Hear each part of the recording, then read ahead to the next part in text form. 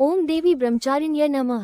अनंत कोटि ब्रह्मांड नायिका शक्ति स्वरूपा माँ जगदम्बा के चरणों में कोटि कोटि वंदन। युवांशी की भक्ति परिवार के सभी श्रद्धावान भक्तों को चैत्र नवरात्रि के द्वितीय पावन दिवस की मंगलमय शुभकामनाएं। आज नवरात्रि का दूसरा दिन है। ये दिन उस महाशक्ति को समर्पित है जिन्होंने अपनी तपस्या की अग्नि से समस्त चराचर जगत को आलोकित कर दिया। माँ का ये द्वितीय स्वरूप ब्रह्मचारिणी के नाम से विख्यात है। यहाँ ब्रह्म का अर्थ है तपस्या और चारिणी का अर्थ है आचरण करने वाली, अर्थात जो साक्षात तप का ही स्वरूप है, वही माँ ब्रह्मचारिणी है। शास्त्रों और पुराणों के अनुसार माँ ने अपने इस स्वरूप में अत्यंत निर्मल, धवल और ज्योतिर्मय सफेद वस्त्र धारण किए हुए हैं। ये श्वेत रंग शांति, पवित्रता और ब्रह्मांडीय ऊर्जा का प्रतीक है। माँ की दिव्य छवि इतनी मनमोहक है कि उनके दर्शन मात्र से ही साधक के भीतर के काम, क्रोध और लोभ का नाश हो जाता है। माँ की दो भव्य भुजाएं हैं। उनके दाहिने हाथ में जप की माला सुशोभित है, जो हमें ये दिव्य संदेश देती है कि संसार की भागदौड़ के बीच भी निरंतर परमात्मा का सिमरन ही जीवन का असली लक्ष्य है। यह माला संकल्प की शक्ति का प्रतीक है। माँ के बाएं हाथ में दिव्य कमंडल है, जो अक्षय ज्ञान, संयम और अनुशासन का प्रतीक है। इस कमंडल का जल समस्त पापों को धोने की सामर्थ्य रखता है। माँ ब्रह्मचारिणी अपने प्रत्येक भक्त को यह महान उपदेश देती है कि जीवन के घोर संघर्षों में भी मन विचलित नहीं होना चाहिए। बिना कठिन परिश्रम, त्याग और एकाग्रता के न तो संसार की वस्तुएं प्राप्त होती हैं और न ही ईश्वर का साक्षात्कार होता है। माँ का ये रूप धैर्य की पराकाष्ठा है। भगवान शिव को पति रूप में प्राप्त करने की उनकी जो अडिग प्रतिज्ञा थी, वही उन्हें ब्रह्मचारिणी बनाती है। आज की यह कथा केवल एक पौराणिक वृतांत नहीं है, बल्कि यह आपके और हमारे जीवन की मुश्किलों से लड़ने का एक महामंत्र है। आइए अब श्रद्धा के सागर में डूबकर श्रवण करते हैं माँ की उस कठोर तपस्या का विस्तार से वर्णन, जिसे सुनकर देवलोक भी नतमस्तक हो गया था। शिव पुराण के सती खंड और पार्वती खंड में वर्णन है कि जब हिमालय राज की पुत्री पार्वती जी ने नारद जी से दीक्षा ली, तो उनका हृदय शिवमयी हो गया। उन्होंने राजसी महलों का परित्याग कर दिया। जहाँ वे मखमली बिस्तरों पर सोती थी, वहाँ अब उन्होंने कटीली घास और भूमि को अपना बिछौना बना लिया। प्रिय भक्तों, जब देवी पार्वती की कठिन तपस्या का समाचार पूरे आर्यावर्त में फैलने लगा, तब देवर्षि नारद का दिव्य आगमन हिमालय राज के भव्य राजमहल में हुआ। नारद जी, जो तीनों लोकों के समाचार रखने वाले और भगवान विष्णु के परम भक्त हैं, वे अपनी वीणा की झनकार के साथ राजसभा में पधारे। राजा हिमालय और माता मैना ने अत्यंत आदर सत्कार के साथ उन्हें स्वर्ण सिंहासन पर बिठाया और अपनी लाडली पुत्री के भविष्य के बारे में प्रश्न किया। राजा हिमालय ने बड़ी व्याकुलता से पूछा, हे ऋषिव, मेरी पुत्री पार्वती ने सब कुछ त्याग कर वन की राह ली है। वो महादेव को प्राप्त करना चाहती है। कृपया उसकी हस्तरेखाएं देखकर बताइए कि उसका भविष्य कैसा होगा। यहाँ महर्षि नारद की विलक्षण चतुराई और उनकी दार्शनिक वाणी का अद्भुत दर्शन होता है। नारद जी जानते थे कि बिना परीक्षा के प्रेम सिद्ध नहीं होता। उन्होंने बड़ी गंभीरता से पार्वती जी की हथेलियों को देखा और एक लंबी सांस भरी। वे चतुर वक्ता हैं, इसलिए उन्होंने पहले तो देवी के गुणों का एक अनंत सागर ही खोल दिया। वे बोले, राजन, आपकी पुत्री साक्षात जगदम्बा है। इसके चरणों की धूल पाने के लिए ऋषि मुनि तरसते हैं। ये सर्वगुण संपन्न है, सौभाग्यवती है और इसके तेज से पूरा हिमालय प्रकाशित है। परंतु जैसे ही राजा हिमालय के मन में संतोष आया, नारद जी ने अपनी वाणी का रुख मोड़ दिया। हिमालय राज ने पूछा, हे देवर्षि, क्या मेरी पुत्री में कोई दोष भी है? तब नारद जी ने बड़ी सूक्ष्मता से महादेव के उन लक्षणों को दोष बनाकर प्रस्तुत किया, जो साधारण संसार की दृष्टि में अमंगलकारी माने जाते हैं। परंतु जैसे ही राजा हिमालय के मन में संतोष आया, नारद जी ने अपनी वाणी का रुख मोड़ दिया। हिमालय राज ने पूछा, हे देवर्षि, क्या मेरी पुत्री में कोई दोष भी है? तब नारद जी ने बड़ी सूक्ष्मता से महादेव के उन लक्षणों को दोष बनाकर प्रस्तुत किया, जो साधारण संसार की दृष्टि में अमंगलकारी माने जाते हैं।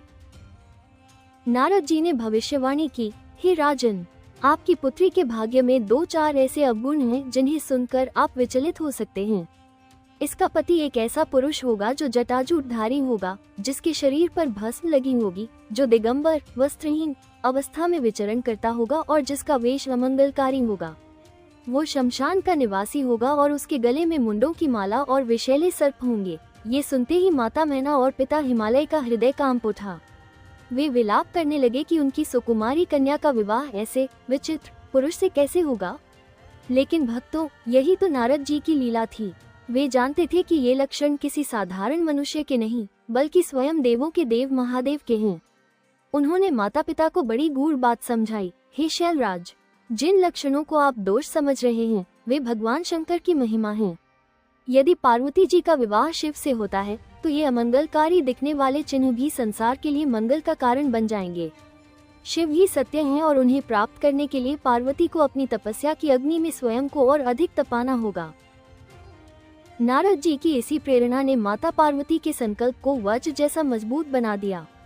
उन्होंने स्पष्ट कर दिया कि संसार में महादेव के अतिरिक्त पार्वती के लिए कोई दूसरा वर योग्य ही नहीं है।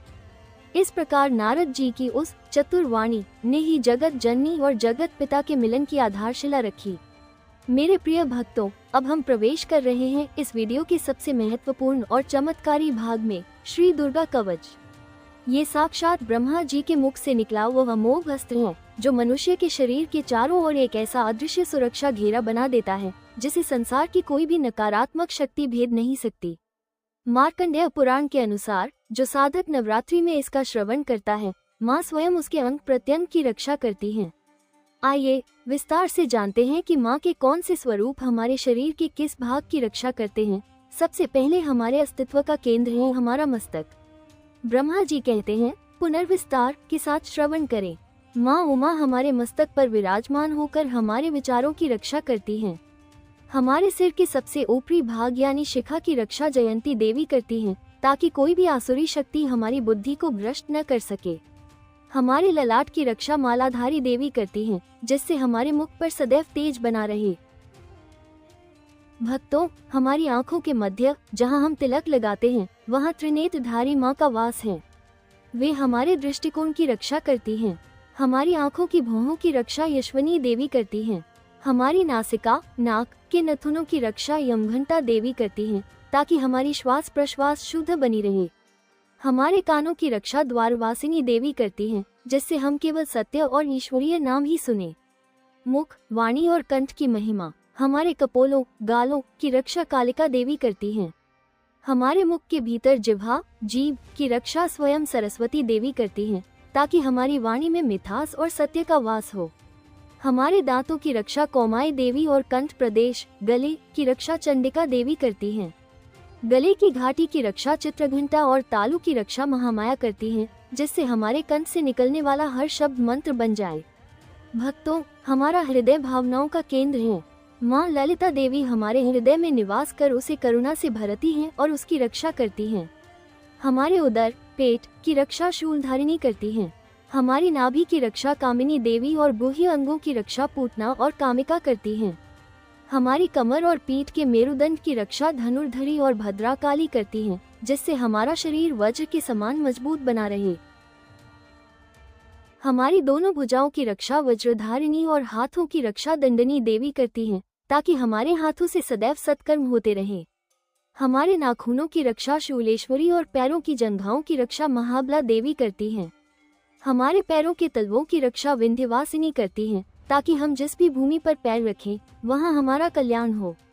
ब्रह्मा जी अंत में कहते हैं कि केवल शरीर ही नहीं, माँ हमारी छाया बुद्धि प्राण अपान और व्यान वायु की भी रक्षा करती हैं।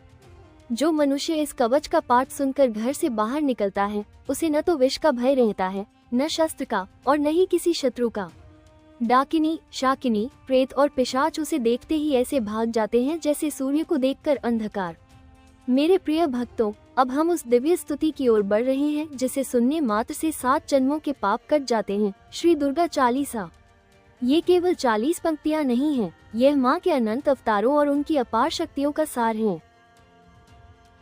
प्रथम वंदना। नमो नमो दुर्गे सुख करनी, नमो नमो दुर्गे दुख हरनी। यहाँ भक्त माँ को पुकारता है कि हे माँ, आप ही सुखों की दाता हैं और आप ही दुखों का हरण करने वाली हैं। निरंकार है ज्योति तुम्हारी, अर्थात माँ आप निराकार ब्रह्म की वो ज्योति हैं जिसका प्रकाश तीनों लोकों स्वर्ग मृत्यु और पाताल में फैला हुआ है। माँ का विराट स्वरूप शशि ललाट मुख महाविशाला, माँ के मस्तक पर चंद्रमा विराजमान है और उनकी आंखें क्रोध में लाल और भरी विकराल हैं। ये रूप दुष्टों के लिए काल है, पर भक्तों के लिए अत्यंत कोमल और सुखकारी है। शक्तियों का संगम, तुम संसार शक्ति लेकीना। माँ, आप ही वो शक्ति हैं जिससे ब्रह्मा जी सृष्टि रचते हैं, विष्णु जी पालन करते हैं और शिव जी संहार करते हैं। आपने ही नरसिंह रूप धरकर खंबा फाड़कर भक्त प्रहलाद की रक्षा की और अभिमानी हिरण्यकशिपु का अंत किया। विभिन्न रूपों की महिमा, लक्ष्मी रूप धरु माही, आप ही श्री नारायण के साथ लक्ष्मी बनकर क्षीर सागर में वास करती हैं। आप ही हिंगलाज में भवानी हैं और आप ही विंध्याचल में विंध्यवासिनी हैं। माँ, आपके ही तेज से शुंभ निशुंभ और महिषासुर जैसे बलशाली राक्षसों का घमंड चूर चूर हो गया। भक्तों के लिए वरदान, जो नर मन लाए जन्म मरणता को मुक्ति। जो मनुष्य सच्चे मन से इस चालीसा का पाठ श्रवण करता है, वो जन्म मृत्यु के चक्र से मुक्त हो जाता है। माँ की शरण में आने के बाद दरिद्रता और शोक पास भी नहीं फटकते। भक्तों, अब अपनी आंखें बंद करें और मानसिक रूप से माँ की आरती उतारें। ओम जय अम्बे गौरी, यह आरती ब्रह्मांड की सबसे शक्तिशाली ध्वनियों में से एक है। आरती का गूढ़ रहस्य, जब हम कहते हैं कनक समान कलेवर रक्तांबर सोहे, तो हम माँ के उस सोने जैसे चमकते शरीर और लाल वस्त्रों की वंदना करते हैं। माँ का वाहन सिंह है, जो शक्ति का प्रतीक है। उनके हाथों में खड्ग और त्रिशूल हैं, जो अधर्म के विनाश के सूचक हैं। ब्रह्मांडीय उत्सव, 64 योगिनी मंगल गावे। माँ की आरती में केवल हम ही नहीं, बल्कि 64 योगिनियाँ और भैरव भी नृत्य करते हैं। डमरू और मृदंग की थाप पर देवता भी माँ के चरणों में शीश झुकाते हैं। आरती का फल, जो कोई नर गावे, जो भी मनुष्य प्रेम पूर्वक इस आरती को गाता या सुनता है, उसे शिवानंद स्वामी का आशीर्वाद प्राप्त होता है। उसके घर में सुख, शांति और संपत्ति का अखंड वास होता है। मेरे प्यारे भक्तों, माँ ब्रह्मचारिणी की यह महाकथा, दिव्य कवच, चालीसा और आरती आज आपके जीवन में एक नया सवेरा लाएगी। संकल्प लीजिए कि माँ की तरह आप भी अपने लक्ष्यों के लिए अडिग रहेंगे। युवांशी की भक्ति पर आने के लिए आपका हृदय से आभार। अगर आपको यह महावीडियो पसंद आया है तो इसे केवल अपने तक न रखें। इसे अपने परिवार, मित्रों और व्हाट्सएप ग्रुप्स में शेयर करें ताकि धर्म की यह गंगा हर घर तक पहुंचे। चैनल को सब्सक्राइब करके उस घंटी बेल आइकॉन को दबाना न भूलें। कमेंट में अपनी हाजिरी लगाइए और जोर से बोलिए जय माँ ब्रह्मचारिणी। कल फिर मिलेंगे नवरात्रि के तीसरे दिन माँ चंद्रघंटा की वीर और अद्भुत कथा के साथ। तब तक माँ की कृपा आप पर बनी रहे। जय माता दी।